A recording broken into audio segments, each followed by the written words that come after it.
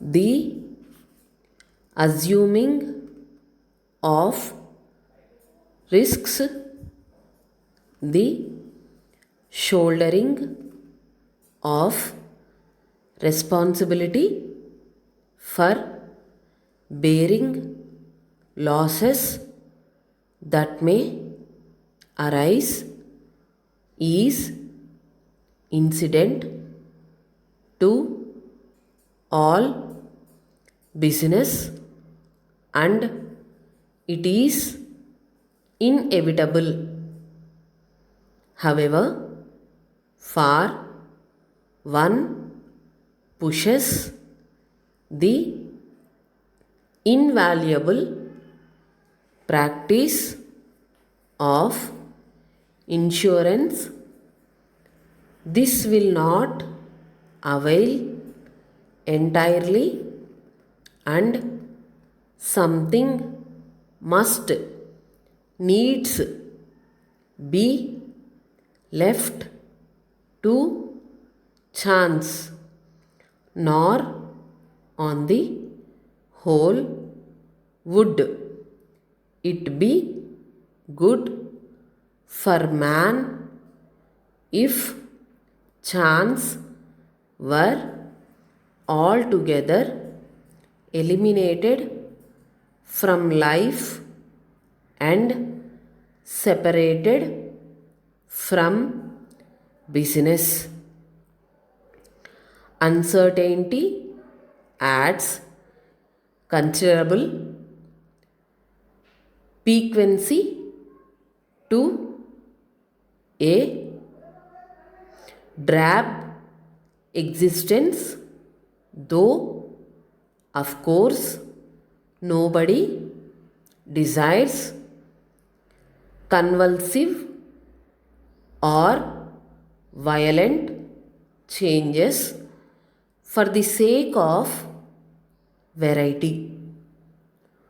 Though we are taking us all round a very cautious race, there are never wanting among us those willing to take the chances inseparable from business, and taking one with another, the risk takers profit, because since more are ready to devolve risk from themselves than are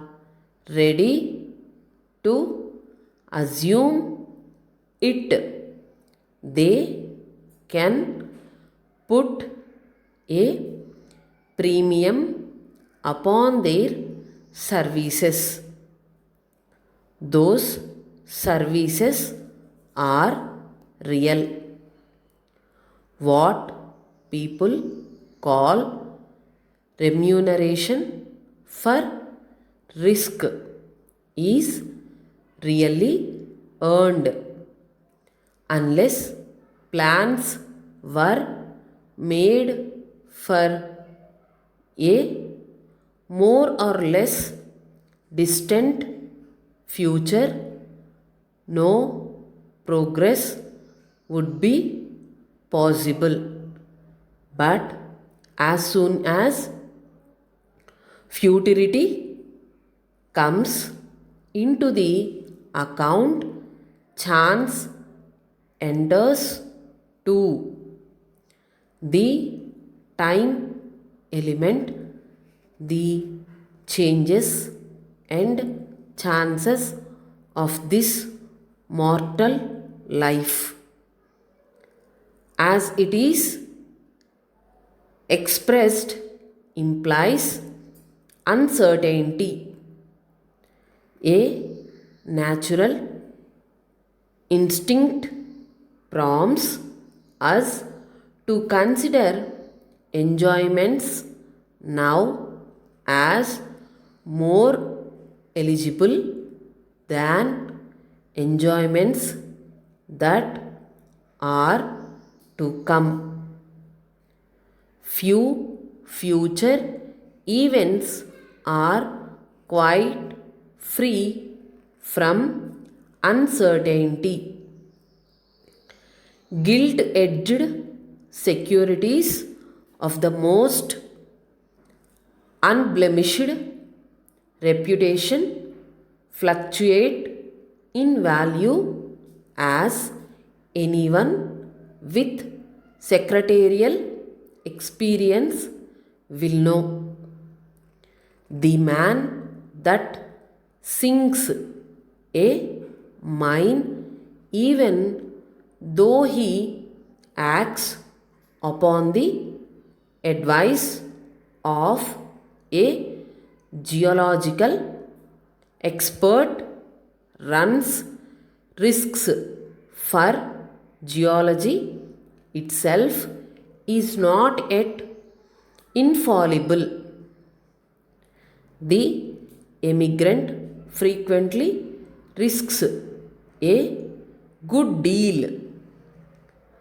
The rubber planter in Ceylon takes risks of political upheavals that might conceivably sweep away his property rights, takes some risk that the secret researches of scientists may devise a suitable substitute, takes risks of market, of weather, of any number of factors that no foresight can predict. Even when we take seats in the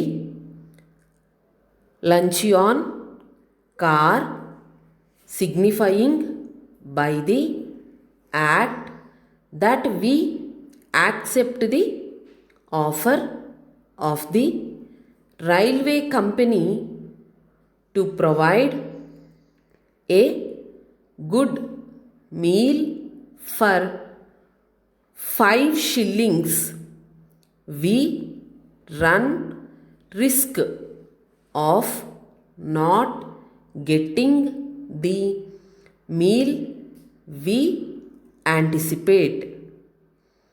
The company too runs some risk, for we may be short of money, or we may have no money to pay, or having it may evade payment.